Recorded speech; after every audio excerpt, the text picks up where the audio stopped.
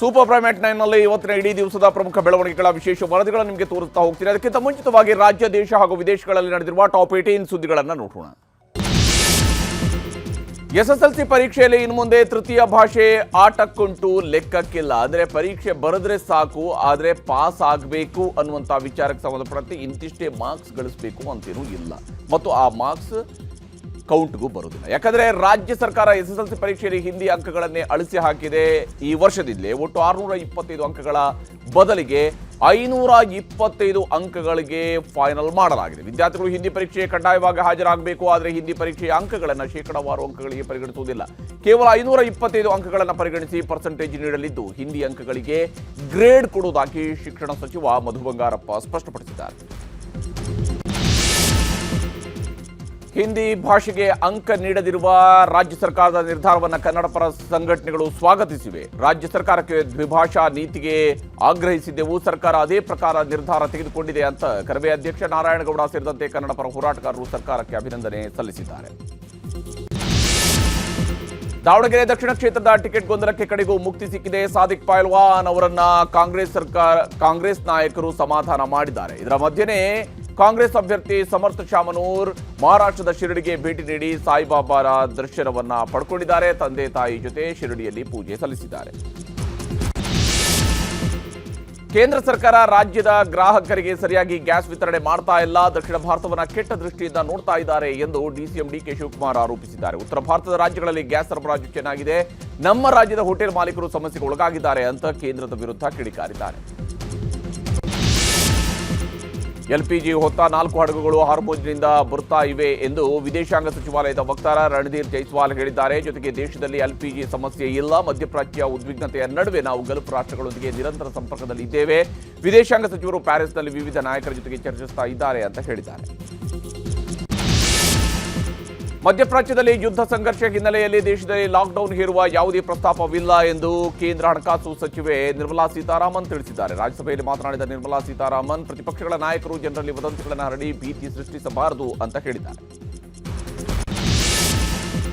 ಚಾಮರಾಜನಗರದ ರೈತರಿಗೆ ಮಧ್ಯಪ್ರಾಚ್ಯ ಯುದ್ಧದ ಬಿಸಿ ತಟ್ಟಿದೆ. ರೈತರು ಬೆಳೆದ ತರಕಾರಿ ಮಾರಾಟ ಆಗ್ತಾ ಇಲ್ಲ. ಟೊಮ್ಯಾಟೊ, ಈರುಳ್ಳಿ, ಬೀಟ್ರೂಟ್, ಹೂಕೋಸು ದರ ಕುಸಿತವಾಗಿದ್ದು ಅನ್ನದಾತರು ಕಂಗಾಲಾಗಿದ್ದಾರೆ. ಸೂಕ್ತ ಬೆಲೆ ಸಿಗದ ಕಾರಣಕ್ಕೆ ರೈತರು ಕಟಾವು ಕೂಡ ಮಾಡದೆ ಹೊಲಗದ್ದೆಗಳಲ್ಲೇ ಹಾಗೆಯೇ ಬಿಟ್ಟಿದ್ದಾರೆ. ಅಂಬೇಡ್ಕರ್ ಜಯಂತಿ ದಿನವೇ ಒಳ ಮೀಸಲಾತಿ ಜಾರಿ ಆಗತ್ತೆ ಎಂದು ಮಾಜಿ ಸಚಿವ ಎಚ್ ಆಂಜನೇಯ ಹೇಳಿದ್ದಾರೆ. ಸಿಎಂ ಸಿದ್ದರಾಮಯ್ಯ ಅವರನ್ನ ಭೇಟಿ ಮಾಡಿ ಒಳ ಮೀಸಲಾತಿ ಬಗ್ಗೆ ಚರ್ಚೆ ಮಾಡಿದ್ದೇವೆ, ಉಪಚುನಾವಣೆ ಮುಗಿದ ಬಳಿಕ ಸಭೆ ಮಾಡ್ತೀವಿ ಅಂತ ಹೇಳಿದ್ದಾರೆ. ನಾಗಮೋಹನ್ ದಾಸ್ ಆಯೋಗದ ವರದಿ ವಿರೋಧಿಸುವವರು ಅಂಬೇಡ್ಕರ್ ವಿರೋಧಿಗಳು ಎಂದು ಆಂಜನೇಯ ಕಿಡಿಕಾರಿದ್ದಾರೆ. ಬೆಂಗಳೂರಿನ 5 ಪಾಲಿಕೆಗಳ ಪೈಕಿ ಇವತ್ತು ಪೂರ್ವ ಮತ್ತು ಕೇಂದ್ರ ಪಾಲಿಕೆಗಳ ಬಜೆಟ್ ಮಂಡನೆಯಾಗಿದೆ. ಜಿಬಿಎ ಬಜೆಟ್ ಬಗ್ಗೆ ವಿಧಾನಸಭೆಯ ವಿಪಕ್ಷ ನಾಯಕ ಅಶೋಕ್ ಮಾತನಾಡಿ, ಸಂಬಳ ಕೊಡೋದಕ್ಕೆ ಕಾಸಿಲ್ಲ, ಇನ್ನೇನು ಬಜೆಟ್ ಮಾಡ್ತಾ ಇದ್ದಾರೆ ಎಂದು ವ್ಯಂಗ್ಯವಾಡಿದ್ದಾರೆ. ಜನಗಳ ಮೇಲೆ ಬಾಂಡ್ ಹಾಕಿ ಸರ್ಕಾರಿ ಹಣ ದುರುಪಯೋಗ ಮಾಡಿಕೊಳ್ತಾ ಇದ್ದಾರೆ ಎಂದು ಕಿಡಿಕಾರಿದ್ದಾರೆ.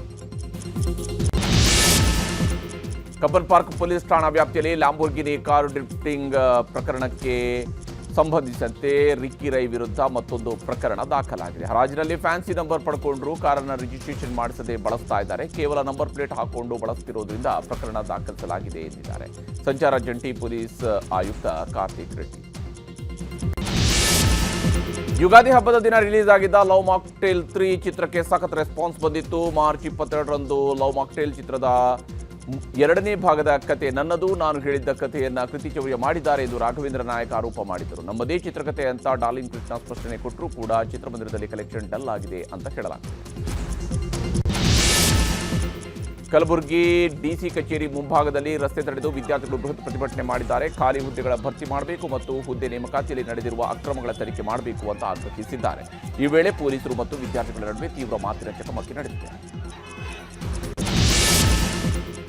ನೇಪಾಳದ ಅತ್ಯಂತ ಕಿರಿಯ ಪ್ರಧಾನಮಂತ್ರಿಯಾಗಿ ಬಾಲೇಂದ್ರ ಶಾ ಪ್ರಮಾಣ ವಚನ ಸ್ವೀಕರಿಸಿದ್ದಾರೆ. ರಾಷ್ಟ್ರೀಯ ಸ್ವತಂತ್ರ ಪಕ್ಷದ ನಾಯಕರಾಗಿ ಬಾಲೇಂದ್ರ ಶಾ ಅಧಿಕಾರ ವಹಿಸಿಕೊಂಡಿದ್ದಾರೆ. ರಾಷ್ಟ್ರಪತಿ ರಾಮಚಂದ್ರ ಪೌಡೆಲ್ ಪ್ರಮಾಣ ವಚನವನ್ನು ಬೋಧಿಸಿದ್ದಾರೆ. 35 ವರ್ಷದ ಬಾಲೇಂದ್ರ ಶಾ ಮಾಧಿಶಿ ಸಮುದಾಯದಿಂದ ದೇಶದ ಉನ್ನತ ಹುದ್ದೆಯನ್ನು ಅಲಂಕರಿಸಿದ ಮೊದಲಿಗರಾಗಿದ್ದಾರೆ. ಪ್ರಧಾನಮಂತ್ರಿ ನರೇಂದ್ರ ಮೋದಿಯವರು ಬಾಲೇಂದ್ರ ಶಾ ಅವರನ್ನು ಅಭಿನಂದಿಸಿದ್ದಾರೆ. ಕೋಲಾರದಲ್ಲಿ ಶ್ರೀರಾಮ ಸೇನೆ ಆಯೋಜಿಸಿದ್ದ ಕಾರ್ಯಕ್ರಮದಲ್ಲಿ ಭಾಗಿಯಾಗಿದ್ದ ಶೋಭಾಯಾತ್ರೆಯಲ್ಲಿ ಭಾಗಿಯಾಗಿದ್ದ ಬಿಜೆಪಿ ಉಚ್ಚಾಟಿತ ಶಾಸಕ ಬಸನಗೌಡ ಪಾಟೀಲ್ ಯತ್ನಾಳ್, ನಾನು ಮುಖ್ಯಮಂತ್ರಿ ಆದರೆ ರಾಜ್ಯದಲ್ಲಿ ಮುಸ್ಲಿಂ ಮೀಸಲಾತಿ ರದ್ದು ಮಾಡಿ ಹಿಂದೂಗಳಿಗೆ ಹಚ್ಚುತ್ತೇನೆ, ಅಕ್ರಮ ಮಸೀದಿಗಳ ವಿರುದ್ಧ ಕ್ರಮ ಕೈಗೊಳ್ತೀನಿ ಅಂತೆಲ್ಲ ಹೇಳಿದ್ದಾರೆ. 2028ಕ್ಕೆ ನಮ್ಮದೇ ಸರ್ಕಾರ ಅಂತ ಭವಿಷ್ಯ ಬೇರೆ ನುಡಿದಿದ್ದಾರೆ. ಇವತ್ತು ರಾಜ್ಯಾದ್ಯಂತ ರಾಮನವಮಿ ಆಚರಣೆ ಜೋರಾಗಿತ್ತು. ದೇವಸ್ಥಾನಗಳಲ್ಲಿ ವಿಶೇಷವಾಗಿ ರಾಮಾರಾಧನೆ ಮಾಡಿದ ಬಳಿಕ ಪಾನಕ ಮಜ್ಜಿಗೆಗಳನ್ನು ಪ್ರಸಾದವಾಗಿ ವಿತರಣೆ ಮಾಡಲಾಯಿತು. ವಿವಿಧ ಸಂಘ ಸಂಸ್ಥೆಗಳು ಸಹ ರಸ್ತೆಗಳಲ್ಲಿ ರಾಮನವಮಿ ಆಚರಣೆ ಮಾಡಿ ಪಾನಕ ಮಜ್ಜಿಗೆ ಕೆಲಸ ಮಾಡಿದ್ದಾರೆ. ರಾಮ ಜನ್ಮಭೂಮಿ ಅಯೋಧ್ಯೆಯಲ್ಲೂ ಬಾಲರಾಮ ಮೂರ್ತಿಗೆ ವಿಶೇಷ ಪೂಜೆ ನೆರವೇರಿಸಲಾಗಿದೆ. ಅಯೋಧ್ಯೆಯಲ್ಲಿ ಸೂರ್ಯ ತಿಲಕ ಸ್ಪರ್ಶಿಸುವ ಸಮಯದಲ್ಲಿ ಪೂಜಾ ಕೈಂಕರ್ಯವನ್ನು ಕೈಗೊಳ್ಳಲಾಗಿದೆ. ಪ್ರಧಾನಿ ನರೇಂದ್ರ ಮೋದಿ ತಮ್ಮ ಕಚೇರಿಯಲ್ಲೇ ಕುಳಿತು ಅಯೋಧ್ಯೆ ರಾಮನಿಗೆ ನಮಿಸಿದರು.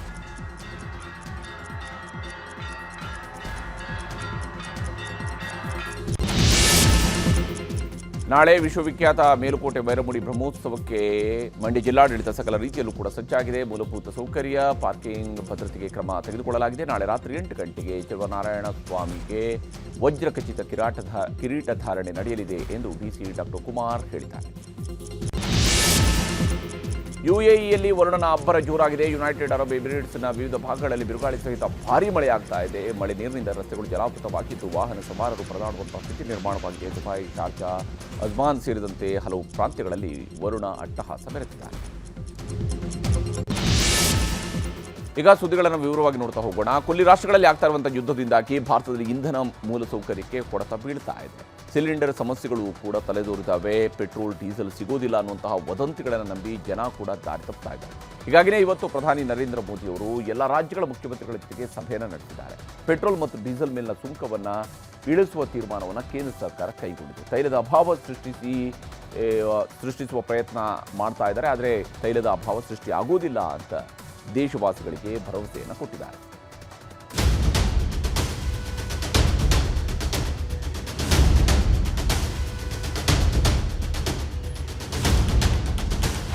ಮಧ್ಯಪ್ರಾಚ್ಯ ದೇಶದಲ್ಲಾಗ್ತಿರುವ ಮಹಾಸಮರ 28ನೇ ದಿನವೂ ಕಂಟಿನ್ಯೂ ಆಗಿದೆ. ಭಾರತದಲ್ಲೂ ಗ್ಯಾಸ್ ಸಿಲಿಂಡರ್ಗಳ ಕೊರತೆಯೂ ಹಂತ ಹಂತವಾಗಿ ಕಡಿಮೆಯಾಗ್ತಿದೆ. ಇದರ ಮಧ್ಯೆ ಪೆಟ್ರೋಲ್, ಡೀಸೆಲ್ ಸಿಗ್ತಿಲ್ಲ ಅಂತೆಲ್ಲ ವದಂತಿಗಳನ್ನು ಹಬ್ಬಿಸ್ತಿದ್ದು ಜನ ಕಂಗೆಟ್ಟು ಹೋಗಿದ್ದಾರೆ. ಹೀಗಾಗಿನೇ ಜನರಿಗೆ ಧೈರ್ಯ ತುಂಬುವ ಕೆಲಸಕ್ಕೆ ಇವತ್ತು ಪ್ರಧಾನಿ ನರೇಂದ್ರ ಮೋದಿ ಮುಂದಾದ್ರು. ಯುದ್ಧ ಶುರುವಾದಾಗಿನಿಂದ ಇದೇ ಮೊದಲ ಸಲ ಎಲ್ಲ ರಾಜ್ಯಗಳ ಮುಖ್ಯಮಂತ್ರಿಗಳ ಜೊತೆ ವಿಡಿಯೋ ಕಾನ್ಫರೆನ್ಸ್ ಮೂಲಕ ವರ್ಚುವಲ್ ಸಭೆ ನಡೆಸಿ ಸಮಸ್ಯೆಗಳ ಬಗ್ಗೆ ವರದಿ ಪಡೆದ್ರು. ಒಗ್ಗಟ್ಟಾಗಿರಲು ಸಲಹೆಗಳನ್ನು ಕೊಟ್ಟರು. ಯುದ್ಧದಿಂದ ಜಗತ್ತಿಗೆ ತೈಲದ ಅಭಾವ ಎದುರಾಗಿದೆ. ಭಾರತದಲ್ಲಿ ತೈಲ ಕೊರತೆ ಆಗದಂತೆ ಎಚ್ಚರ ವಹಿಸಿದ್ದೇವೆ. ಎಲ್ಲಾ ರಾಜ್ಯಗಳಿಗೂ ತೈಲ, ಅನಿಲ ಪೂರೈಕೆ ಆಗುತ್ತಿದೆ. ಸಪ್ಲೈ ಸಮಯ ಸ್ವಲ್ಪ ಹೆಚ್ಚು ಕಮ್ಮಿ ಆಗಬಹುದು ಅಷ್ಟೇ. ಆದರೆ ರಾಜ್ಯಗಳ ಬೇಡಿಕೆಗಳಿಗೆ ತಕ್ಕಂತೆ ಅನಿಲ ಪೂರೈಸ್ತೀವಿ. ಇದಕ್ಕಾಗಿ ಎಲ್ಲಾ ರಾಜ್ಯಗಳ ಸಹಕಾರ ನಮಗೆ ಅತಿ ಮುಖ್ಯ. ಎಲ್ಲರೂ ಟೀಮ್ ಇಂಡಿಯಾ ರೀತಿ ಕೆಲಸ ಮಾಡೋಣ. ರಾಜ್ಯಗಳ ಸಮನ್ವಯತೆ, ಸಹಕಾರ ಕೇಂದ್ರದ ಜೊತೆಗಿರಲಿ. ಹೀಗೆ ಎಲ್ಲಾ ರಾಜ್ಯಗಳ ಮುಖ್ಯಮಂತ್ರಿಗಳ ಸಭೆಯಲ್ಲಿ ಪ್ರಧಾನಿ ಮೋದಿ ಭರವಸೆ ನೀಡಿ ಸಹಕಾರವನ್ನು ಕೋರಿದ್ರು. ಆದರೆ ಪ್ರಧಾನಮಂತ್ರಿಗಳ ವರ್ಚುವಲ್ ಸಭೆಗೆ ಕರ್ನಾಟಕದ ಮುಖ್ಯಮಂತ್ರಿ ಸಿದ್ದರಾಮಯ್ಯ ಗೈರಾಗಿದ್ರು. ಸಿಎಂ ಬದಲಿಗೆ ಆಹಾರ ಸಚಿವ ಕೆಎಚ್ ಮುನಿಯಪ್ಪ ಭಾಗಿಯಾಗಿ ವರದಿ ಸಲ್ಲಿಸಿದ್ರು. ರಾಜ್ಯಕ್ಕೆ ಮೊದಲು ಎಷ್ಟು ಸಿಲಿಂಡರ್ಗಳು ಬರ್ತಿತ್ತು, ಈಗ ಕೊರತೆಯಾಗಿರುವ ಸಿಲಿಂಡರ್ ಪ್ರಮಾಣ ಎಷ್ಟು, ಹೋಟೆಲ್, ಕೈಗಾರಿಕೆಗಳಿಗೆ ಆಗಿರುವ ನಷ್ಟ ಎಷ್ಟು, ವದಂತಿ ಗೊಂದಲ ನಿವಾರಿಸಲು ಕೈಗೊಂಡ ಕ್ರಮಗಳೇನು ಅನ್ನೋ ವರದಿಯನ್ನು ಪ್ರಧಾನಮಂತ್ರಿಗಳಿಗೆ ನೀಡಿದ್ದಾರೆ. ಇನ್ನು ಯುದ್ಧದ ಕಾರ್ಮೋಡದೊಳಗೆ ಸಿಲುಕಿ ಕತ್ತಲಾಗಿರುವ ತೈಲ ಕಂಪನಿಗಳ ಆದಾಯಕ್ಕೆ ಮೋದಿ ಸರ್ಕಾರ ಸಿಹಿ ಸುದ್ದಿ ಕೊಟ್ಟಿದೆ. ಭಾರತದಲ್ಲಿ ಪೆಟ್ರೋಲ್, ಡೀಸೆಲ್ ಬೆಲೆ ಏರಿಸಲು ಮುಂದಾಗಿದ್ದ ತೈಲ ಕಂಪನಿಗಳಿಗೆ ಅಬಕಾರಿ ಸುಂಕದಲ್ಲಿ ವಿನಾಯಿತಿ ಕೊಟ್ಟಿದೆ. ಜಗತ್ತಿನಾದ್ಯಂತ ಇಂಧನ ದರ ಏರಿಕೆಯ ಕಿಚ್ಚು ಹೊತ್ತಿಕೊಂಡಿದ್ರೂ ಭಾರತಕ್ಕೆ ಆಮದು ಕಡಿಮೆಯಾಗಿದ್ರೂ ಪರವಾಗಿಲ್ಲ, ಪೆಟ್ರೋಲ್, ಡೀಸೆಲ್ ಬೆಲೆ ಏರಿಸಬಾರದು ಅಂತ ಅಬಕಾರಿ ಸುಂಕವನ್ನ ಕೇಂದ್ರ ಸರ್ಕಾರ ತಗ್ಗಿಸಿದೆ. 4 ವಾರದ ಯುದ್ಧದಿಂದ ಬ್ಯಾರೆಲ್ ಕಚ್ಚಾ ತೈಲ $60 ರಿಂದ $120ಗೆ ಜಿಗಿದಿದೆ. ಯುದ್ಧದಿಂದ ಕಚ್ಚಾ ತೈಲ ಬಯಸಿದಷ್ಟು ಬರ್ತಿಲ್ಲ. ಇದರಿಂದ ತೈಲ ಕಂಪನಿಗಳು ನಷ್ಟದಲ್ಲಿದ್ವು. ಹೀಗಾಗಿ ದೇಶದಲ್ಲಿ ಪೆಟ್ರೋಲ್, ಡೀಸೆಲ್ ಬೆಲೆ ಏರಿಸುವಂತೆ ಕೇಂದ್ರಕ್ಕೆ ಮನವಿ ಮಾಡಿದ್ರು. ಆದರೆ ಡೀಸೆಲ್ ಮೇಲಿದ್ದ ₹10 ಅಬಕಾರಿ ಸುಂಕವನ್ನ ಕೇಂದ್ರ ಸರ್ಕಾರ ಸಂಪೂರ್ಣ ರದ್ದು ಮಾಡಿದೆ. ಪೆಟ್ರೋಲ್ ಮೇಲಿದ್ದ ₹13 ಅಬಕಾರಿ ಸುಂಕದಲ್ಲಿ ₹10 ಕಡಿತಗೊಳಿಸಿದೆ. ಹೀಗಾಗಿ ಪೆಟ್ರೋಲ್, ಡೀಸೆಲ್ ಬೆಲೆ ಏರಿಕೆಯನ್ನ ತೈಲ ಕಂಪನಿಗಳು ಕೈಬಿಟ್ಟಿವೆ. ಇದರಿಂದ ದೇಶದ ವಾಹನ ಸವಾರರಿಗೆ ಬೆಲೆ ಏರಿಕೆ ಬಿಸಿ ತಟ್ಟದಂತೆ ಎಚ್ಚರಿಕೆ ವಹಿಸಿದೆ ಮೋದಿ ಸರ್ಕಾರ.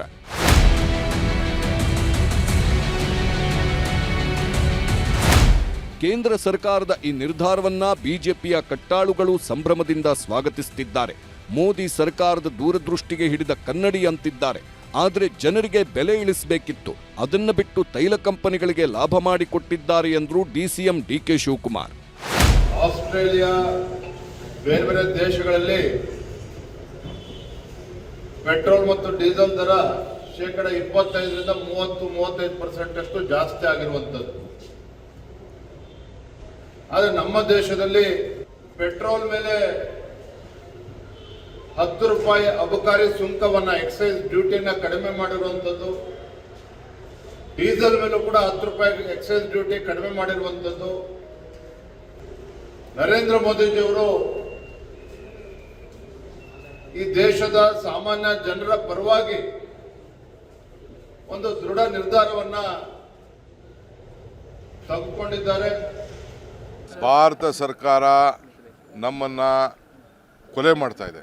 ತೈಲ ಬೆಲೆಯನ್ನು ಜಾಸ್ತಿ ಮಾಡಿಬಿಟ್ಟು ಇವರು ಮಾಡ್ಕೋಬೇಕು, ಎಲೆಕ್ಷನ್ಗೋಸ್ಕರ ಮಾಡಿದ್ದಾರೆ. ಆಲೇ ನೈರಾ ಕಂಪ್ನಿಯವರು ಜಾಸ್ತಿ ಮಾಡಿದ್ದಾರೆ. ಇವತ್ತು 3:15 ಗಂಟೆಗೆ ಸುರ್ಜಿವಾಲಾ ಸಾಹೇಬರು ಬರ್ತಾ ಇದ್ದಾರೆ.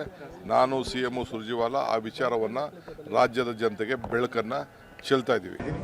ಹಿಂದೆ ಕೇಂದ್ರ ಸರ್ಕಾರ ತುಪ್ಪದ ಮೇಲೆ ಟ್ಯಾಕ್ಸನ್ನು GSTಯನ್ನು ಕಡಿಮೆ ಮಾಡಿತು.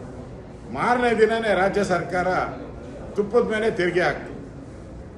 ಅಂದರೆ ಕೇಂದ್ರ ಸರ್ಕಾರ ಕಡಿಮೆ ಮಾಡೋದು, ಇವರು ತೆರಿಗೆ ಏರಿಸೋದು. ಪೆಟ್ರೋಲು ಡೀಸೆಲ್ಗೂ ಹಂಗೆ ಮಾಡಿಬಿಡ್ತಾರೆ. ಆ ಎಚ್ಚರಿಕೆಯನ್ನು ಕೊಡ್ತಾ ಇದ್ದೀನಿ ಸರ್ಕಾರಕ್ಕೆ, ಕಾಂಗ್ರೆಸ್ ಸರ್ಕಾರಕ್ಕೆ. ಏನಾನ ಮಾಡಿದ್ರೆ ಬೀದಿಗಿಳಿದು ನಾವು ಹೋರಾಟವನ್ನು ಮಾಡ್ತೀವಿ. ಇದೆಲ್ಲದರ ನಡುವೆ ತೈಲದ ಜೊತೆಗೆ ಕಮರ್ಷಿಯಲ್ ಗ್ಯಾಸ್ ಪೂರೈಕೆಯಲ್ಲಿ 50% 70% ಏರಿಕೆ ಮಾಡಲಾಗಿದೆ. ಇದರಿಂದ ಬಂದಾಗುವ ಹಂತ ತಲುಪಿದ್ದ ಸಾವಿರಾರು ಹೋಟೆಲ್ಗಳು ಮತ್ತು ಸಣ್ಣ ಉದ್ದಿಮೆಗಳಿಗೆ ಮರುಜೀವ ಸಿಕ್ಕಂತಾಗಿದೆ. ಇನ್ನೊಂದು ಕಡೆ ದೇಶದಲ್ಲಿ ತೈಲ ಕೊರತೆ ಇಲ್ಲ, ಲಾಕ್ಡೌನ್ ಪ್ರಶ್ನೆಯೇ ಇಲ್ಲ ಎಂದು ಪೆಟ್ರೋಲಿಯಂ ಸಚಿವ ಪುರಿ ಎಕ್ಸ್ ಖಾತೆಯಲ್ಲಿ ಸ್ಪಷ್ಟಪಡಿಸಿದ್ದಾರೆ. ಜಾಗತಿಕ ಪರಿಸ್ಥಿತಿ ಅಸ್ಥಿರವಾಗಿದೆ. ಇಂಧನ ಪೂರೈಕೆ ಸರಪಳಿಗಳು, ಅಗತ್ಯ ವಸ್ತುಗಳಿಗೆ ಸಮಸ್ಯೆ ಆಗಿದೆ. ನೈಜ ಸಮಯದಲ್ಲಿ ಎಲ್ಲವನ್ನೂ ಸೂಕ್ಷ್ಮವಾಗಿ ಗಮನಿಸುತ್ತಿದ್ದೇವೆ. ಜಾಗತಿಕ ಅನಿಶ್ಚಿತತೆಗಳ ನಡುವೆಯೂ ಭಾರತ ನಿರಂತರವಾಗಿ ಸ್ಥಿತಿಸ್ಥಾಪಕತ್ವವನ್ನು ಪ್ರದರ್ಶಿಸಿದೆ. ನಾವು ಸಕಾಲಿಕ, ಪೂರ್ವಭಾವಿ ಮತ್ತು ಸಂಘಟಿತರಾಗಿ ಕೆಲಸ ನಿರ್ವಹಿಸುತ್ತಿದ್ದೇವೆ. ಭಾರತದಲ್ಲಿ ಲಾಕ್ಡೌನ್ ವದಂತಿಗಳು ಸಂಪೂರ್ಣವಾಗಿ ಸುಳ್ಳು. ನಾನು ಸ್ಪಷ್ಟವಾಗಿ ಹೇಳುತ್ತೇನೆ, ಅಂತಹ ಯಾವುದೇ ಪ್ರಸ್ತಾಪವು ಭಾರತ ಸರ್ಕಾರದ ಪರಿಗಣನೆಯಲ್ಲಿಲ್ಲ. ಎಲ್ಲರೂ ಶಾಂತವಾಗಿ, ಜವಾಬ್ದಾರಿಯುತವಾಗಿ ಮತ್ತು ಒಗ್ಗಟ್ಟಿನಿಂದ ಇರುವುದು ಮುಖ್ಯ. ವದಂತಿಗಳನ್ನು ಹರಡಲು ಮತ್ತು ಭೀತಿಯನ್ನು ಸೃಷ್ಟಿಸುವುದು ಬೇಜವಾಬ್ದಾರಿ ಮತ್ತು ಹಾನಿಕಾರಕ.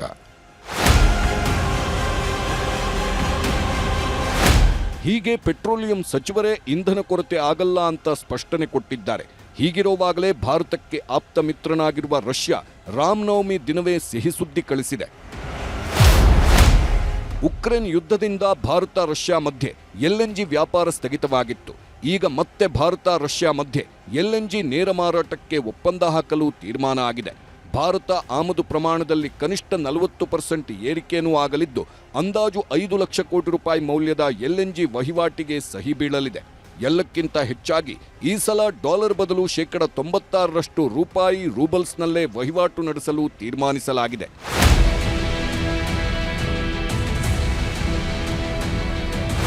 ಕೊಲ್ಲಿಕಾಳಗದಿಂದ ತೈಲ ಸಮಸ್ಯೆ, ಅನಿಲ ಸಮಸ್ಯೆ ನಿವಾರಿಸಲು ಕೇಂದ್ರ ಸರ್ಕಾರ ಎಲ್ಲ ಪ್ರಯತ್ನಗಳನ್ನೂ ಮಾಡುತ್ತಿದೆ. ಆದರೂ ಏಜೆನ್ಸಿಗಳ ಕಳ್ಳಾಟ, ವದಂತಿ ಹಬ್ಬಿಸೋ ಕಿಡಿಗೇಡಿಗಳಿಂದ ಜನ ಗಾಬರಿ ಬಿದ್ದು ಏಜೆನ್ಸಿಗಳಿಗೆ ಮುಗಿಬೀಳುತ್ತಿದ್ದಾರೆ. ಇನ್ನೂ ಕೆಲವು ಏಜೆನ್ಸಿಗಳಿಗೆ ದುಡ್ಡಿನ ದುರಾಸೆ ಹುಟ್ಕೊಂಡಿದ್ದು ಸಿಲಿಂಡರ್ ಸಮಸ್ಯೆಯನ್ನ ಬೇಕಂತಲೇ ಸೃಷ್ಟಿಸುತ್ತಿದ್ದಾರೆ. ಹೀಗಾಗಿ ಜನ ಏಜೆನ್ಸಿಗಳ ಮುಂದೆ ಸಿಲಿಂಡರ್ಗೋಸ್ಕರ ಕಾಯ್ತಾ ಕೂತಿದ್ದಾರೆ. ಪೆಟ್ರೋಲ್, ಡೀಸೆಲ್ ಸಿಗಲ್ಲ ಅನ್ನೋ ವದಂತಿಗಳನ್ನು ನಂಬಿಕೊಂಡು ಬಂಕ್ಗಳಿಗೆ ಮುಗಿಬೀಳುತ್ತಿದ್ದಾರೆ. ಇದಕ್ಕೆಲ್ಲ ಆಯಾ ಜಿಲ್ಲೆಗಳ ಅಧಿಕಾರಿಗಳೇ ಮೊದಲು ಕಡಿವಾಣ ಹಾಕಬೇಕಿದೆ. Bureau report, news 18. ಇನ್ನು ಇರಾನ್ ಸೇನಾ ಶಕ್ತಿಯನ್ನೇ ಸರ್ವನಾಶ ಮಾಡಿದ್ದೀವಿ ಅಂತ ಡೊನಾಲ್ಡ್ ಟ್ರಂಪ್ ಹೇಳ್ಕೊಳ್ತಾ ಇದ್ರು. ಆದರೆ ಇರಾನ್ ಮತ್ತೆ ತನ್ನ ಶಸ್ತ್ರಾಸ್ತ್ರಗಳ ಸಂಗ್ರಹಣೆಯನ್ನು ತೋರಿಸಿ ಟ್ರಂಪ್ಗೆ ಎಚ್ಚರಿಕೆಯನ್ನು ಕೊಟ್ಟಿದೆ. ಅಮೆರಿಕೆಗೆ ಬೆಂಬಲವಾಗಿ ನಿಂತಿದ್ದಂತಹ ಪಾಕಿಸ್ತಾನದ ತೈಲ ಹಡಗನ್ನು ಇರಾನ್ ನಾಶ ಮಾಡಿದೆ. ಇಷ್ಟೆಲ್ಲದರ ಮಧ್ಯೆ ಸಂಧಾನ ಮಾತುಕತೆಯನ್ನು ಟ್ರಂಪ್ ಮತ್ತೆ 10 ದಿನಗಳ ಕಾಲಕ್ಕೆ ವಿಸ್ತರಿಸಿದ್ದಾರೆ.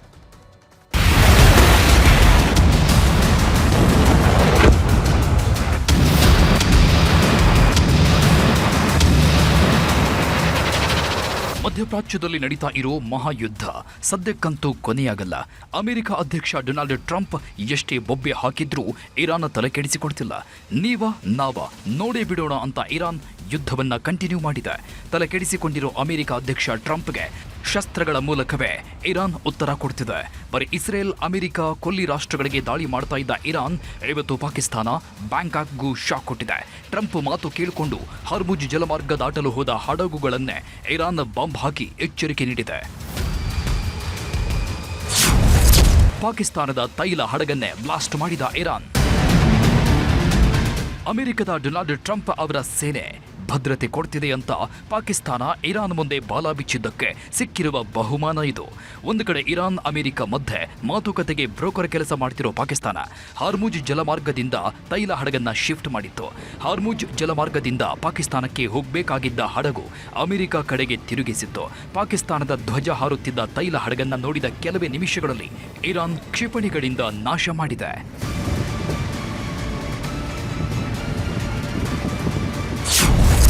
ಬ್ಯಾಂಕಾಕ್ ಮಯೂರಿಯು ಕೇಶ್ಮ ಬಳಿ ಸರ್ವನಾಶ. ಹಾರ್ಮುಜ್ ಜಲಮಾರ್ಗದಿಂದ ಅಮೆರಿಕ ಕಡೆಗೆ ಹೋಗ್ತಾ ಇದ್ದ ಬ್ಯಾಂಕಾಕ್ನ ಹಡಗು ಇದು. ಥಾಯ್ ಧ್ವಜವಿದ್ದ ಮಯೂರಿ ನಾರಿ ಎಂಬ ಹಡಗಿನ ಮೇಲೆ ಇರಾನ್ ಅಟ್ಯಾಕ್ ಮಾಡಿದೆ. ಇರಾನ್ನ ಕೇಶ್ಮ ದ್ವೀಪದ ಬಳಿ ಇದ್ದ ಹಡಗನ್ನ ಇರಾನ್ ಓಡಾಯಿಸಿದೆ. ಅಮೆರಿಕಾಗೆ ಯಾರೇ ಬೆಂಬಲವಾಗಿ ನಿಂತರೂ ಇರಾನ್ ಸುಮ್ನಿರಲ್ಲ ಅಂತ ಎಚ್ಚರಿಕೆಯನ್ನು ಕೊಟ್ಟಿದೆ. ಹಾರ್ಮುಜ್ ಜಲಸಂಧಿಯನ್ನ ದಾಟಲು ಧೈರ್ಯ ಮಾಡಬೇಡಿ, ಇರಾನ್ನಿಂದ ಅನುಮತಿ ಪಡೆದವರಿಗಷ್ಟೇ ಹೊರ ಹೋಗಲು ಅವಕಾಶ ಅಂತ ಖಡಕ್ ಎಚ್ಚರಿಕೆಯನ್ನು ಇರಾನ್ ರವಾನಿಸಿದೆ. ಸಮುದ್ರದಿಂದಲೂ ಸಣ್ಣ ಸಣ್ಣ ನೌಕಾ ಹಡಗುಗಳ ಮೂಲಕ ಇರಾನ್ ಹಾರಿಸ್ತಿರೋ ಕ್ಷಿಪಣಿಗಳು ಅಮೆರಿಕ ನೌಕೆಗಳನ್ನ ಸಮುದ್ರದಲ್ಲೇ ಸಮಾಧಿ ಮಾಡ್ತಿದೆ. ನೆಲ, ಜಲ, ವಾಯು ಮಾರ್ಗ ಎಲ್ಲೇ ಆಗ್ಲಿ, ಯಾರೇ ಆಗ್ಲಿ ಇರಾನ್ ಗಡಿ ದಾಟೋಕೆ ಅನುಮತಿ ಪಡೆಯದಿದ್ರೆ ಇದೇ ಗತಿ ಅಂತ ವಿಡಿಯೋನೂ ಕಳಿಸಿದೆ. ಇದಿಷ್ಟೇ ಅಲ್ಲ, ಇರಾನ್ ಸಾವಿನ ಡ್ರೋನ್ಗಳಿರುವ ಗೋಡೌನ್ಗಳ ವಿಡಿಯೋವನ್ನು ಇರಾನ್ ಹರಿಬಿಟ್ಟಿದೆ. ಇರಾನ್ ಪಾಲಿನ ಶತ್ರುಗಳ ಸಂಹಾರಕ್ಕೆ ಸಾವಿನ ಡ್ರೋನ್ಗಳು ರೆಡಿಯಾಗಿವೆ ಅಂತ ಸಂದೇಶ ಕಳಿಸಿದೆ. ಇರಾನ್ ಡ್ರೋನ್ಗಳು ಹಾರೋದು, ಗುರಿಯಿಟ್ಟು ಬ್ಲಾಸ್ಟ್ ಆಗೋದು ಹೇಗಿರುತ್ತೆ ನೋಡಿ ಅಂತಾನೂ ವಿಡಿಯೋ ಹಂಚಿಕೊಂಡಿದೆ. ಇನ್ನು ಇರಾನಿನ ಕ್ರಾಂತಿಕಾರಿ ಗಾರ್ಡ್ ರಿದ್ವಾನ್ ಎಂಬ ಹೊಸ ಆತ್ಮಹತ್ಯಾ ಡ್ರೋನ್ಗಳು ಕ್ಷಿಪಣಿಗಳ ವಿಡಿಯೋಗಳನ್ನು ಇರಾನ್ ಸೇನಾಪಡೆ ಸಾಮಾಜಿಕ ಜಾಲತಾಣಗಳಲ್ಲಿ ಹಾಕಿದೆ. ಈ ದೃಶ್ಯ ನೋಡಿ, ಇದು ಇರಾನ್ನಲ್ಲಿ ಸಿಕ್ಕಾಪಟ್ಟೆ ವೈರಲ್ ಆಗಿರುವ ವಿಡಿಯೋ. ಅಮೆರಿಕ ಇಸ್ರೇಲ್ಗೂ ಶಾಕ್ ಕೊಟ್ಟಿರುವ ವಿಡಿಯೋ. ಇರಾನ್ ಸೈನಿಕನೊಬ್ಬ ಇಸ್ರೇಲ್ ಕಡೆ ಕ್ಷಿಪಣಿ ಹಾರಿಸಿ ಸ್ಕೇಟಿಂಗ್ ಮಾಡ್ತಾ ಜ್ಯೂಸ್ ಕುಡಿತಾ ಸೆಲ್ಫಿ ವಿಡಿಯೋ ಮಾಡಿದ್ದಾನೆ. ಇರಾನಿನ ಕ್ರಾಂತಿಕಾರಿ ಗಾರ್ಡ್ ತಾಕತ್ತು ಅಂತ ಈ ವಿಡಿಯೋಗೆ ಟ್ಯಾಗ್ ಲೈನ್ ಕೊಟ್ಟಿದೆ. ಇರಾನ್ ಏಟಿಗೆ ಮತ್ತೆ ತಿರುಗೇಟು ಕೊಟ್ಟ ಇಸ್ರೇಲ್. ಇದು ಇಸ್ರೇಲ್ ಸೇನೆ ಬಿಡುಗಡೆ ಮಾಡಿರೋ ವಿಡಿಯೋ. ಇಸ್ರೇಲ್ ದೇಶದ ಶತ್ರುಗಳನ್ನ ಸಂಹಾರ ಮಾಡೋವರೆಗೂ ವಿರಮಿಸಲ್ಲ.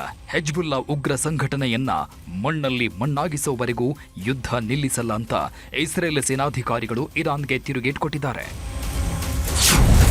ಇರಾನ್ಗೆ ಬಾಂಬ್ ಎಸೆದು ವಿಡಿಯೋ ಹಂಚಿಕೊಂಡ ಅಮೆರಿಕ. ಇರಾನ್ ತನ್ನ ಗಡಿಯನ್ನ ಮೀರಿ ಮಿಲಿಟರಿ ಶಕ್ತಿಯನ್ನ ಪ್ರದರ್ಶಿಸುವ ಸಾಮರ್ಥ್ಯಕ್ಕೆ ಕೈ ಹಾಕಿದೆ. ಅದಕ್ಕೆ ಇರಾನ್ ಶಸ್ತ್ರಾಸ್ತ್ರ ನೆಲೆಗಳನ್ನೇ ಉಡಾಯಿಸಿದ್ದೀವಿ ಅಂತ ಅಮೆರಿಕ ಪಡೆಗಳು ನಡೆಸಿದ ದಾಳಿ ವಿಡಿಯೋಗಳನ್ನ ಟ್ರಂಪ್ ಸೇನಾಪಡೆ ಹರಿಬಿಟ್ಟಿದೆ. ಇನ್ನು ಇರಾನಿನ ಯುದ್ಧ ಸಾಮಗ್ರಿಗಳ ಸಂಗ್ರಹಣಾ ಸೌಲಭ್ಯಗಳೆಲ್ಲ ಸರ್ವನಾಶ ಮಾಡ್ತಿದ್ದೀವಿ ಅಂತ ಅಮೆರಿಕ ಇರಾನ್ ಶಸ್ತ್ರಾಗಾರವನ್ನ ಉಡಾಯಿಸಿದೆ. ಇರಾನ್ನ ಸೇನಾ ಶಕ್ತಿ ಎಷ್ಟಿದೆ ಅನ್ನೋದು ಅಮೆರಿಕಾಗೂ ಲೆಕ್ಕ ಸಿಗ್ತಿಲ್ಲ. ಇಸ್ರೇಲ್ ನೆಲವನ್ನಂತೂ ಇರಾನ್ ಧ್ವಂಸ ಮಾಡಿಬಿಟ್ಟಿದೆ. ಇನ್ನೊಂದು ಕಡೆ ಅಮೆರಿಕಾನು ದಾಳಿಯನ್ನ ತೀವ್ರಗೊಳಿಸಿದೆ. ಇದೆಲ್ಲದರ ಮಧ್ಯೆ ಯುದ್ಧ ನಿಲ್ಲಿಸಲು ಅಮೆರಿಕ ಅಧ್ಯಕ್ಷ ಷರತ್ತುಗಳನ್ನ ಹಾಕಿ ಇರಾನ್ಗೆ 5 ದಿನ ಡೆಡ್ಲೈನ್ ಕೊಟ್ಟಿದ್ರು. ಆದರೆ ಇರಾನ್ ಬಗ್ಗಿಲ್ಲ. ಈಗ ಮತ್ತೆ ಮಧ್ಯಸ್ಥಿಕೆ ಮಾತುಕತೆಗೆ ಟ್ರಂಪ್ 10 ದಿನ ಅವಧಿ ವಿಸ್ತರಿಸಿದ್ದಾರೆ. ಏಪ್ರಿಲ್ 6ರಿಂದ ರಾತ್ರಿ 8 ಗಂಟೆಯವರೆಗೂ ಅಮೆರಿಕ ಸುಮ್ಮನಿರಲಿದೆ ಅಂತ ಪೋಸ್ಟ್ ಹಾಕಿದ್ದಾರೆ. ಆದರೆ ಇದು ಇರಾನ್ ಸರ್ಕಾರದ ಕೋರಿಕೆ ಅಂತಾನೂ ಉಲ್ಲೇಖಿಸಿದ್ದಾರೆ. ಆದರೆ ಇರಾನ್ ನಾವು ತಲೆ ತಗ್ಗಿಸೋದಿಲ್ಲ ಅಂತ ತಿರುಗೇಟು ನೀಡಿದೆ. ಇದನ್ನೆಲ್ಲ ನೋಡ್ತಿದ್ರೆ 28 ದಿನ ಮುಗಿಸಿರೋ ಈ ಮಹಾಯುದ್ಧ ಇನ್ನೆಷ್ಟು ದಿನ ನಡೆಯುತ್ತೆ ಅನ್ನೋದಕ್ಕೆ ಯಾರ ಹತ್ರನೂ ಉತ್ತರವಿಲ್ಲ. Bureau report, news 18. IPL ಹಬ್ಬ ಶುರುವಾಗ್ತಾ ಇದೆ. ಅದರಲ್ಲೂ ಕೂಡ ಈ ಬಾರಿಯ IPL ಉದ್ಘಾಟನಾ ಪಂದ್ಯ ನಮ್ಮ ಬೆಂಗಳೂರಿನಲ್ಲಿ ನಡೀತಾ ಇದೆ. RCB 18ನೇ ಸೀಸನ್ನ ಚಾಂಪಿಯನ್ ಆಗಿರೋದ್ರಿಂದಾಗಿ RCBಯ ತವರು ಮನೆಯಲ್ಲಿನೇ ಈ ಪಂದ್ಯ ಶುರುವಾಗ್ತಾ ಇರೋದು. ಇದೆಲ್ಲ ಖುಷಿ ನಡೀತಾ ಇರುವಾಗಲೇ ಕ್ರಿಕೆಟ್ ಅಭಿಮಾನಿಗಳು ಟಿಕೆಟ್ಗಾಗಿ ಮುಗಿ ಬೀಳ್ತಾ ಇದ್ದಾರೆ. ಎಷ್ಟು ಡಿಮ್ಯಾಂಡ್ ಇದೆ ಟಿಕೆಟ್ಗೆ ಅಂತ ಹೇಳಿದ್ರೆ, ಟಿಕೆಟ್ ಸೇಲ್ಸ್ ಶುರುವಾದಂಥ ಅರ್ಧ ಮುಕ್ಕಾಲು ಗಂಟೆ ಒಳಗಡೆ ಕಂಪ್ಲೀಟ್ ಸೋಲ್ಡ್ ಔಟ್ ಕೂಡ ಆಗಿದೆ. ಇದು ಕ್ರಿಕೆಟ್ ಅಭಿಮಾನಿಗಳ ಟಿಕೆಟ್. ಆದರೆ ನಮ್ಮ ಜನಪ್ರತಿನಿಧಿಗಳು, ನಮ್ಮ ಶಾಸಕರುಗಳು, ನಾವು ಟಿಕೆಟ್ ಖರೀದಿಸೋದಿಲ್ಲ, ನಮಗೆ ಬಿಟ್ಟಿ ಟಿಕೆಟ್ ಬೇಕು, ಅದು ಒಂದಲ್ಲ ಎರಡಲ್ಲ 4 ಬೇಕು, ನನಗೊಂದಿರಲಿ, ನಮ್ಮ ಮನೆಯವ್ರಿಗೊಂದಿರಲಿ, ನಮ್ಮ ಮಕ್ಕಳಿಗೆ 2 ಇರಲಿ ಅಂತ 4 ಟಿಕೆಟನ್ನು ಶಾಸನ ಸಭೆಯಲ್ಲೇ ನಿಂತ್ಕೊಂಡು ಕೇಳಿದರು. ಇದು ಈಗ ಜನರ ಸಿಟ್ಟಿಗೆ ಗುರಿಯಾಗಿದೆ.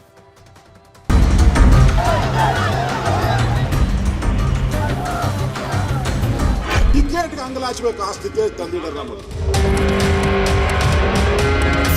MLAಗಳಿಗೆ ಕೊಡಲ್ಲ ಸರ್.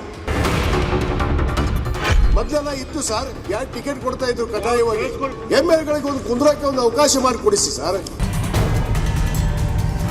RCB ಅಬ್ಬರಕ್ಕೆ ಕ್ಷಣಗಣನೆ ಶುರುವಾಗಿದೆ. ಈ ಬಾರಿ ಕೂಡ ಕಪ್ ನಮ್ಮದೇ ಎನ್ನುವ ವಿಶ್ವಾಸದಲ್ಲಿ RCB ಅಭಿಮಾನಿಗಳಿದ್ದಾರೆ. ಅದರಲ್ಲೂ ಈ ಬಾರಿ RCBಯ ತವರು ಮನೆ ಸಿಲಿಕಾನ್ ಸಿಟಿ ಬೆಂಗಳೂರಿನಲ್ಲೇ IPL ಸೀಸನ್ 19ಕ್ಕೆ ಅದ್ಧೂರಿಯಾಗಿ ಚಾಲನೆ ಸಿಕ್ಕಿದೆ. ಇದಕ್ಕಾಗಿ KSCA ಬೆಂಗಳೂರು ಪೊಲೀಸರು ಸಕಲ ಸಿದ್ಧತೆ ಮಾಡಿಕೊಂಡಿದ್ದಾರೆ.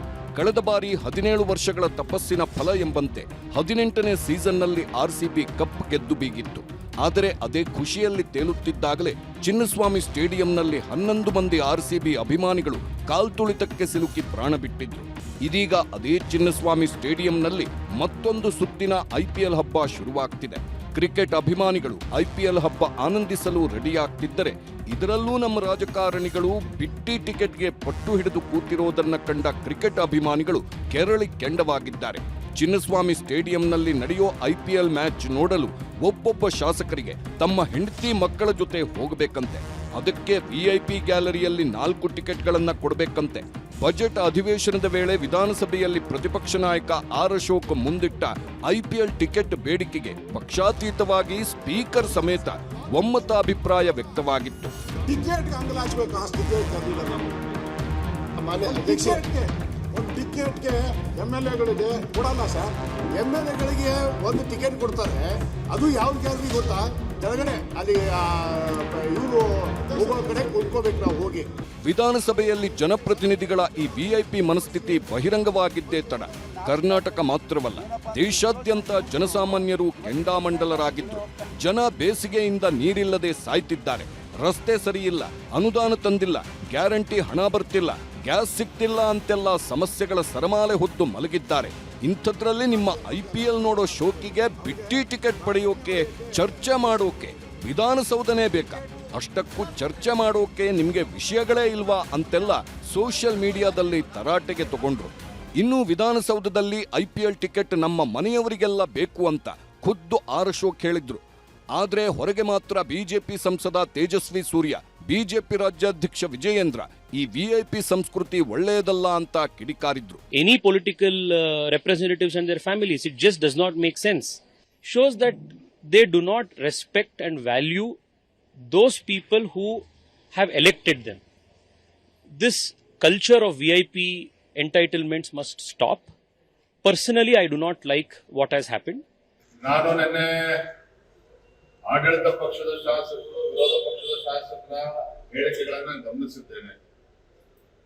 ವೈಯಕ್ತಿಕವಾಗಿ ನಾನು ಅದನ್ನು ಒಪ್ಪೋದಿಲ್ಲ, ಅವ್ರ ಹೇಳಿಕೆಗಳನ್ನು. ಇವತ್ತು ರಾಜಕಾರಣಿಗಳು ಅಂತ ಹೇಳಿದ್ರೆ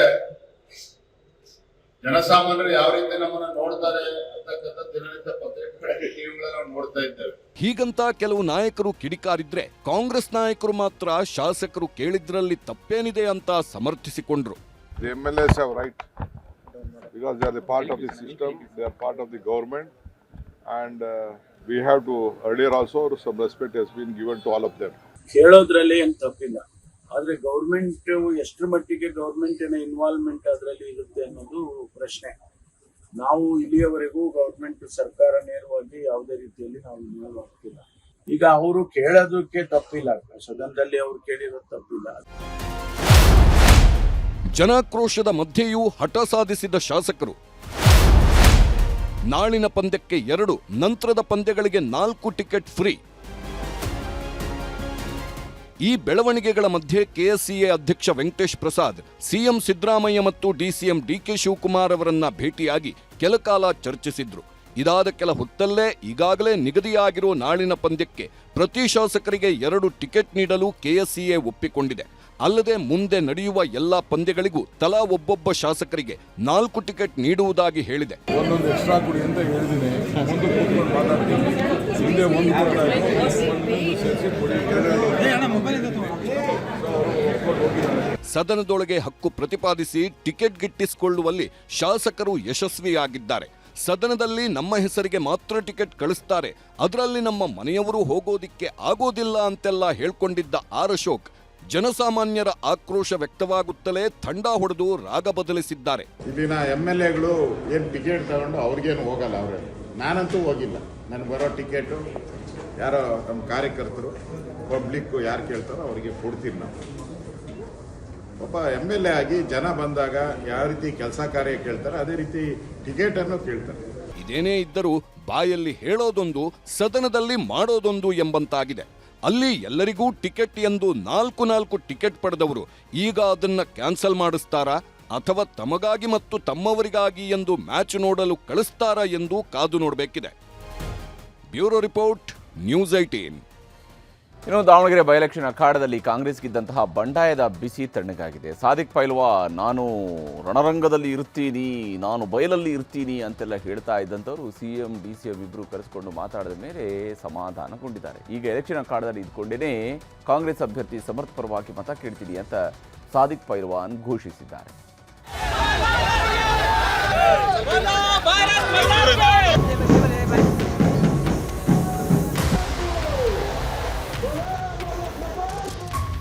ರಾಜ್ಯದ ಉಪಚುನಾವಣೆಗೆ ಉಳಿದಿರೋದು ಕೇವಲ 13 ದಿನ. ಹೀಗಾಗಿ ಕೈಕಮಲ ನಾಯಕರ ಮಧ್ಯೆ ನಾನಾ ನೀನ ಅನ್ನೋ ಪೈಪೋಟಿ ಶುರುವಾಗಿದೆ. ಬಾಗಲಕೋಟೆಯಲ್ಲಿ ಅಬ್ಬರದ ಪ್ರಚಾರವೂ ಜೋರಾಗೇ ಇದೆ. ದಾವಣಗೆರೆಯಲ್ಲಿ ಕಮಲ ನಾಯಕರು ಅಬ್ಬರಿಸುತ್ತಿದ್ದಾರೆ. ಆದ್ರೆ ಕಾಂಗ್ರೆಸ್ ನಾಯಕರು ಮಾತ್ರ ಬಂಡಾಯದ ಬೇಗುದಿಯಲ್ಲಿ ಬೆಂದು ಹೋಗ್ತಿದ್ರು. ದಾವಣಗೆರೆ ದಕ್ಷಿಣ ಕ್ಷೇತ್ರದ ಬಂಡಾಯ ಕಾಂಗ್ರೆಸ್ ನಾಯಕರ ಬುಡ ಸುಡೋದಕ್ಕೆ ಶುರು ಮಾಡಿತ್ತು. ಸಂಧಾನಕ್ಕೂ ಜಪ್ಪಯ್ಯ ಎನ್ನದ ಸಾದಿಕ್ ಪೈಲ್ವಾನ್ ನಾಮಪತ್ರವನ್ನು ವಾಪಸ್ ಪಡೆದಿರಲಿಲ್ಲ. ಹೀಗಾಗಿ ಸಿಎಂ ಕಡೆಯಿಂದ ಬುಲಾವ್ ಬರ್ತಾ ಇದ್ದಂತೆ ಸಾದಿಕ್ ಸಿಟ್ಟಿಗೆ ಮದ್ದು ಬಿದ್ದಿದೆ. ಪೈಲ್ವಾನ್ ಬಂಡಾಯ ಅಂತ್ಯ, ನಿಟ್ಟುಸಿರು ಬಿಟ್ಟ ಕೈಪಾಳಯ. ದಾವಣಗೆರೆ ಬಂಡಾಯವೇ ಕಾಂಗ್ರೆಸ್ಗೆ ದೊಡ್ಡ ತಲೆನೋವಾಗಿತ್ತು. ಸಂಧಾನಕ್ಕೆ ಬಂದ್ರೂ ಸಾದಿಕ್ ಮಾತ್ರ ಸೊಪ್ಪು ಹಾಕಿರಲಿಲ್ಲ. ಎಷ್ಟೇ ಸರ್ಕಸ್ ಮಾಡಿದ್ರೂ ಹೊತ್ತಿದ ಬಂಡಾಯದ ಬೆಂಕಿ ಆರಿಸುವುದಕ್ಕೆ ಆಗಿರಲಿಲ್ಲ. ಹೀಗಾಗಿ ಸಿದ್ದು ಕಡೆಯಿಂದ ಬುಲಾವ್ ಹೋಗ್ತಾ ಇದ್ದಂತೆ ಉರಿಯೋ ಬೆಂಕಿ ತಣ್ಣಗಾಗಿದೆ. ಸಾದಿಕ್ ಪೈಲ್ವಾನರನ್ನ ಬೆಂಗಳೂರಿಗೆ ಕರೆಸಿಕೊಂಡ ಸಿದ್ದರಾಮಯ್ಯ ಬಂಡಾಯ ಶಮನ ಮಾಡೋ ಕೆಲಸ ಮಾಡಿದ್ದಾರೆ. ಮುಂದಿನ ಚುನಾವಣೆಯಲ್ಲಿ ಮುಸ್ಲಿಮರಿಗೆ ಟಿಕೆಟ್ ಕೊಡಿಸೋದಾಗಿ ಸಿಎಂ ಅಭಯ ಕೊಟ್ಟಿದ್ದಾರೆ. ಜೊತೆಗೆ ನಿಗಮ ಮಂಡಳಿ ಪರಿಷತ್ನಲ್ಲೂ ಸ್ಥಾನಮಾನ ಕೊಡ್ತೀವಿ, ನಿಮ್ಗೂ ನಿಗಮ ಮಂಡಳಿ ಕೊಡ್ತೀವಿ ಅಂತ ಸಿಎಂ ಭರವಸೆ ನೀಡಿದ್ದಾರೆ. ನಿನ್ನಂತ ಹಿರಿಯ ಸದಸ್ಯನಿಂದ ಪಕ್ಷಕ್ಕೆ ಡ್ಯಾಮೇಜ್ ಆಗಬಾರದು, ಚುನಾವಣಾ ಕಣಕ್ಕೆ ಹೋಗದೆ ಸಮರ್ಥ್ಗೆ ಬೆಂಬಲ ನೀಡಬೇಕು ಅಂತ ಬಂಡಾಯ ಅಭ್ಯರ್ಥಿ ಸಾದಿಕ್ ಪೈಲ್ವಾನ್ ಮನವೊಲಿಸಿದ್ದಾರೆ. ಇವರು ಆಕಾಂಕ್ಷಿಗಳಾಗೋದು ತಪ್ಪೇನಿಲ್ಲ, ಎಲ್ರಿಗೂ ಕೊಡಕ್ಕಾಗಲ್ಲ. ಕಾಂಗ್ರೆಸ್ನ ನೀತಿಯಂತೆ ಪೈಲ್ವಾನ್ ಸಾದಿಕ್ ಅವರಿಗೆ ಧನ್ಯವಾದಗಳನ್ನು ಪಕ್ಷದ ವತಿಯಿಂದ ಹೇಳಲಿಕ್ಕೆ ಬಯಸ್ತಾ ಇದ್ದೀನಿ. ಇವತ್ತು ನಮ್ಮ ಪಕ್ಷಕ್ಕೆ ನಾನು ದ್ರೋಹ ಮಾಡೋದಿಲ್ಲ, ನಾನು ಕಾಂಗ್ರೆಸ್ಸಿಗನಾಗಿರ್ತೇನೆ ಅನ್ನೋದನ್ನು ಅವರು ನಮಗೆ ತಿಳಿಸಿ ಇವತ್ತು ನಿಮ್ಮ ಮುಂದೆ, ನಿಮ್ಮ ಕಣ್ಣುಗಳಿಗೆ, ನಿಮ್ಮ ಕ್ಯಾಮ್ರಾಗೆ ಎಲ್ಲ ಕೂಡ ಇವತ್ತು ಸಾಕ್ಷಿಯಾಗಿದ್ದಾರೆ. ನಮ್ಮ SS ಮಲ್ಲಿಕಾರ್ಜುನ್ ಮಗನಿಗೆ ಅಂತರ ಮತದಿಂದ 9ನೇ ತಾರೀಕಿಗೆ ನಮ್ಮ ಮತ ನೀಡಿ ನಾವು ವಿಧಾನಸೌಧಕ್ಕೆ ಅವರಿಗೆ ಕಳಿಸ್ಕೊಡ್ತೀವಿ ಅಂತ ಹೇಳಿ ತಮ್ಮ ಮೂಲಕ, ಮಾಧ್ಯಮದ ಮೂಲಕ ಹೇಳಕ್ಕೆ ನಾನು ಇಷ್ಟ. ಕಾಂಗ್ರೆಸ್ ನಾಯಕರು ಬಂಡಾಯ ಶಮನ ಮಾಡೋದ್ರಲ್ಲಿ ಬ್ಯುಸಿ ಆಗಿದ್ರೆ, ಇತ್ತ ಬಿಜೆಪಿ ನಾಯಕರು ಭರ್ಜರಿ ಪ್ರಚಾರ ಶುರು ಮಾಡಿದ್ದಾರೆ. ರಾಮನ ಪೂಜೆ ನೆರವೇರಿಸಿದ ಬಿಜೆಪಿ ಅಭ್ಯರ್ಥಿ ಶ್ರೀನಿವಾಸ್ ದಾಸಕರಿಯಪ್ಪ ತಮಗೆ ಮತ ನೀಡುವಂತೆ ಮತ ಭೇಟಿಯಾಡ್ತಿದ್ದಾರೆ.